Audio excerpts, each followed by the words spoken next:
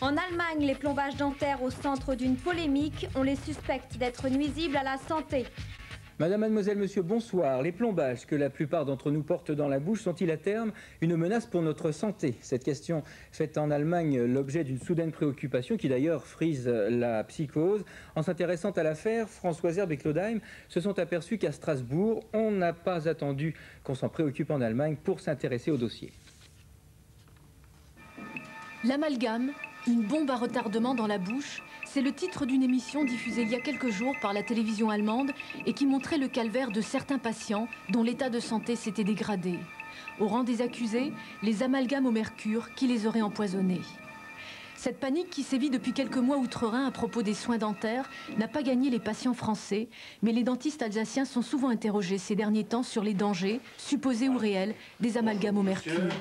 Pour eux, les craintes allemandes sont sans fondement.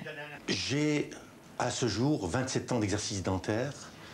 Il me semble que l'utilisation du mercure n'est pas néfaste pour nos patients.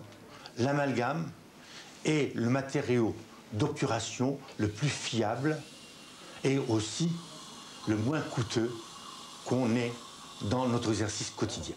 À la clinique dentaire de Strasbourg, des recherches sont menées depuis quelques années déjà, en collaboration avec le centre antipoison, afin de mesurer la dose de mercure dans l'organisme de certains patients. Le mercure, qui en trop grande quantité, peut entraîner des troubles neurologiques.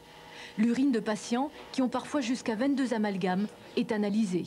Toutes les interventions que nous réalisons dans la cavité buccale, que ce soit la pose d'un amalgame, que ce soit le polissage, que ce soit la dépose, entraînent une augmentation des teneurs de mercure dans les urines.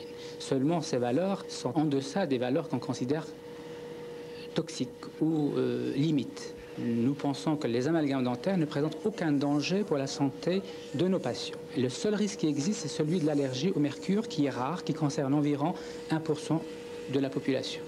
Ici, on souligne qu'il n'existe pas de preuve scientifique qu'un amalgame puisse provoquer un empoisonnement. Les patients qui le souhaitent, cependant, peuvent demander un autre matériau, le composite dentaire à base de résine, mais sa longévité est moins grande et son coût plus élevé. L'amalgame au mercure reste le plus répandu.